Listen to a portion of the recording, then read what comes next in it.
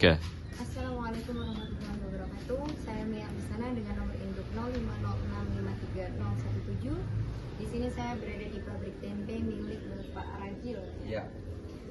Saya sedikit wawancara ya Pak. Dari mana sumber pemasukan utama pabrik tempe ini?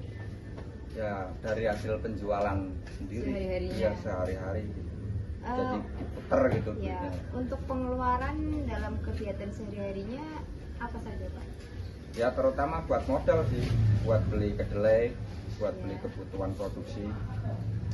Dan untuk sistem pembayaran dari pembeli atau pelanggan itu tunai atau secara mingguan atau gimana? Kita masing-masing sih, ada yang secara cash per hari, ada yang mingguan. Kalau yang bulanan kita atur juga itu pengambilannya, pembeliannya banyak apa enggak gitu. Kita pilih juga buat bulanan. Untuk rata-rata pendapatan omsetnya per hari atau per minggu atau per bulannya dari hasil penjualan tempenya berapa? Kira-kira per bulannya atau gimana?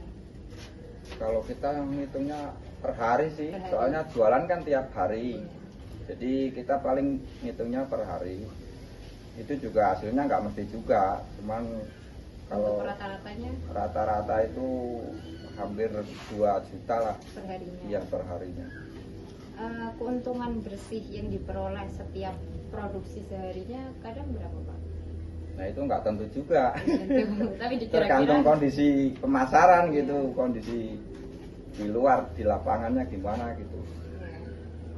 faktor yang mempengaruhi naik turunnya usaha ini labanya, maksudnya kayak keuntungan yang jadi faktor, misal kadang kok produksi turun, kadang produksi naik.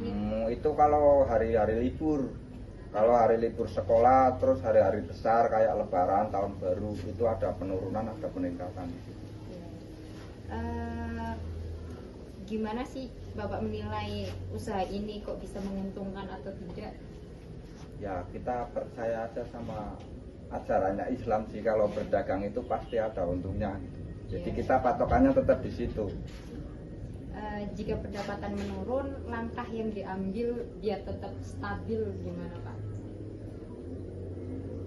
Apa produksinya ditambah atau gimana?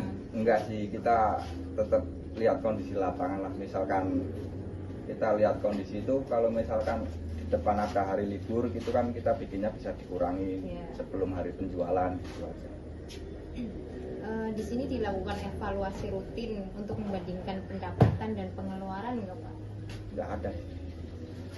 Sistemnya kayak harian aja gitu ya? Kita harian aja, soalnya kan jualan juga tiap hari gitu. Di sini kayak pernah mengalami produksi di bawah titik turun banget, kayak Ya, lagi turun banget. alhamdulillah sampai sekarang sih belum pernah. Masih stabil, Masih aja stabil ya? ya. Jumlah produksi minimal tempe per harinya biar tidak rugi berapa Pak? Ya kita dihitung aja. Kalau per bijinya ya, kalau misalkan 200 biji aja kita nggak nyampe rugi. Di situ kita muternya modal sama keuntungan itu hampir 50%.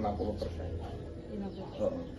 Di sini punya strategi nggak biar meningkatkan penjualan setiap harinya biar naik terus?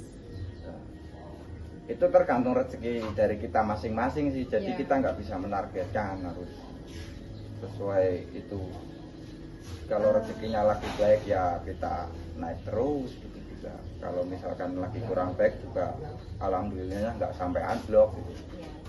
Di sini dulu pas awal-awal buat ini, usaha ini, awal modalnya itu dari pribadi, pinjaman atau investasi pihak lain?